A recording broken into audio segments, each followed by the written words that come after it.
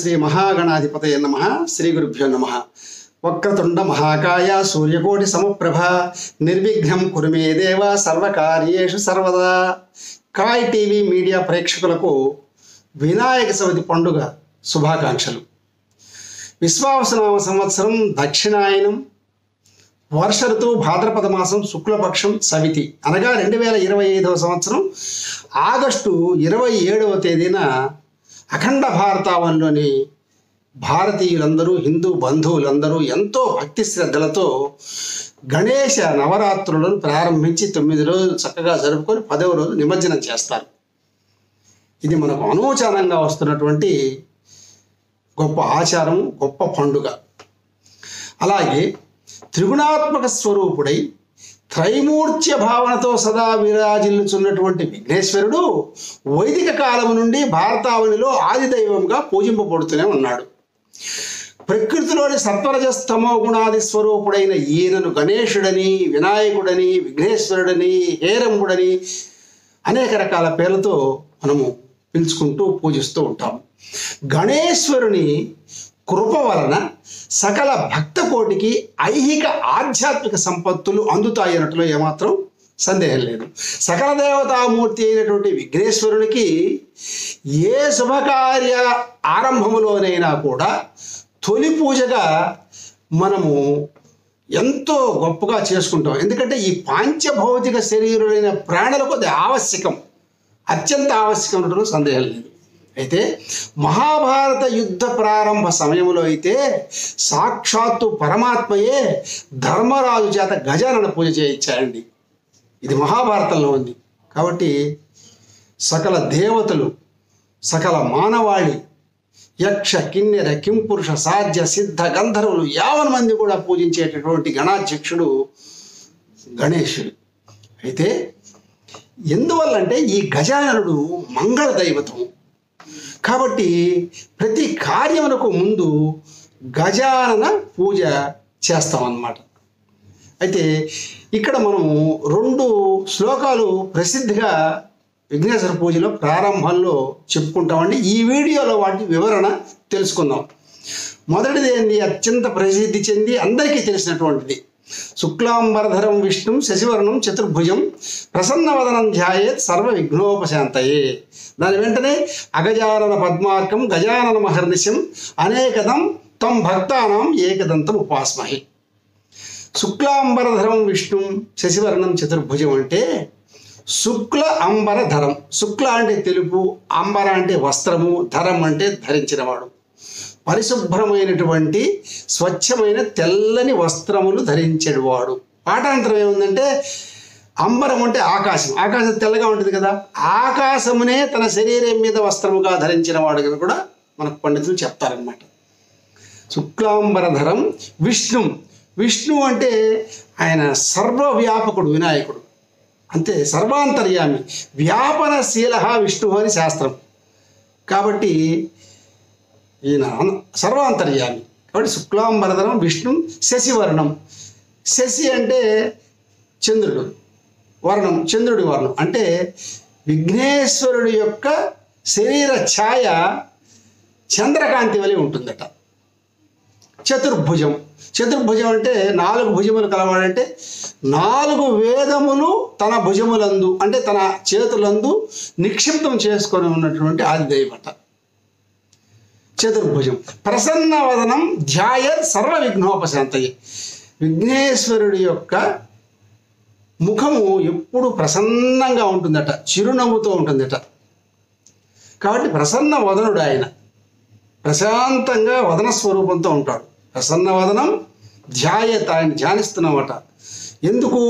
సర్వ విఘ్నోపశాంతయే.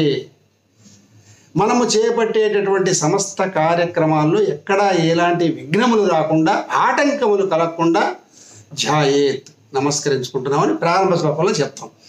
ఆ తర్వాత శ్లోకం కొంచెం చమత్కారమైంది, అది జాగ్రత్తగా మనం అర్థ వివరణ తెలుసుకోవాలి. అగజానన పద్మార్కం గజానన మహర్నిశం అనేకదం తం భక్తానాం ఏకదంతం ఉపాస్మహే. అగజానన పద్మార్కం, మళ్ళీ గజానన మహర్నిశం. అగజానన అంటున్నాడు, గజానన అంటున్నాడు. కాబట్టి జాగ్రత్తగా అర్థ వివరణ తెలుసుకోవాలి ఈ పాదంలో. అగము అంటే కొండండి, అంటే చలనము లేనిది, స్థిరంగా ఉండేది. జ అంటే పుట్టినది. పర్వతమునకు ఎవరు పుట్టారండి? పార్వతీదేవి. పర్వతరాజు పుత్రిక పార్వతి కదా, ఆమె హిమవంతుడి కూతురి కదా హైమవతి, అంటే పార్వతేగా. కాబట్టి అగజ ఆనన అంటే ముఖము, అగజానన అంటే పార్వతీదేవి యొక్క ముఖము.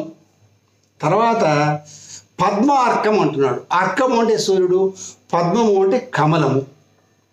సూర్యుడికి ఒక పేరుందండి, పద్మమిత్రుడు అంటాడు ఆయన. మీకు ఏనుగు లక్షణకవి కూడా భర్తృరాజ సుభాషితాల్లో చెప్తాడు, ద్యుమణి పద్మాకరము వికచమ్ము చేయు అంటాడు. ద్యుమణి అంటే సూర్యుడు, పద్మాకరము వికచమ్ము చేయు. సూర్యుడి వెలుగు వల్ల పద్మములు వికసిస్తాయి, అందుకని ఆయన్ని పద్మమిత్రుడు అంటారు. కాబట్టి అగజానన పద్మార్కం, పార్వతీదేవి ముఖ పద్మమునకు సూర్యుడు వంటి వాట. ఎవరు? గజాననం. గజాననుడు అంటే ఆమె యొక్క కుమారుడు వినాయకుడు, గజముఖం కలగవాడు కదా. ఇంత గొప్పగా చెప్పారండి ఇక్కడ, చమత్కారం చూసారా? అగజానన పద్మార్కం గజానన మహర్నిశం. అహము నిశము అంటే పగలు రాత్రి, అంటే అన్ని వేళలా, అంటే ఎల్లప్పుడూ కూడా. అగజానన పద్మార్కం గజానన మహర్నిశం అనేకదం.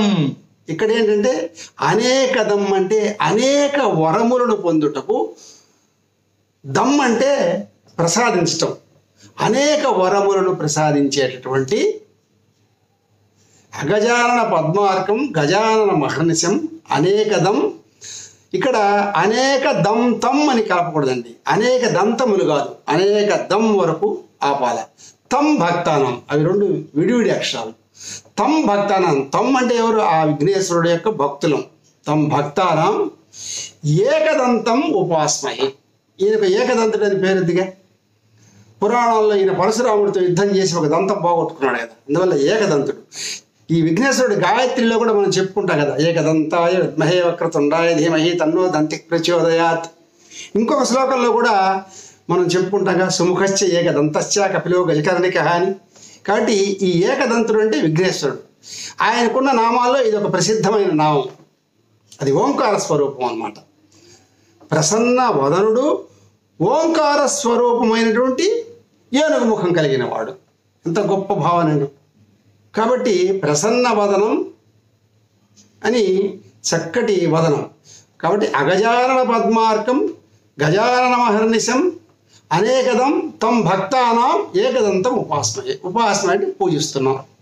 ఏకదంతుడు అయిన నిన్ను మేము చేపట్టే కార్యక్రమంలో ఎలాంటి ఆటంకములు లేకుండా ఉండుటకు పూజిస్తున్నాము అని ఈ శ్లోకం యొక్క అర్థం అండి. కాకపోతే ఈ శ్లోకాన్ని మనము తప్పుగా చదవకూడదు. అంటే తప్పుగా అంటే ఎలాగా? అగజానన పద్మార్కం గజానన మహర్నిశం అనేకదంతం భక్తానాం ఏకదంతం ఉపాస్మహే. అనేకదంతం అనకూడదు, అనేకదం దగ్గర ఆపాలి, తం భక్తానాం అని చదవాలి. మరిన్ని అప్డేట్స్ కోసం మా కాయ్ టీవీని సబ్స్క్రైబ్ చేసుకోండి. మా వీడియో కనుక మీకు నచ్చినట్లయితే లైక్ చేయండి, షేర్ చేయండి. మీ విలువైన అభిప్రాయాలను కామెంట్ బాక్స్లో తెలియజేయండి.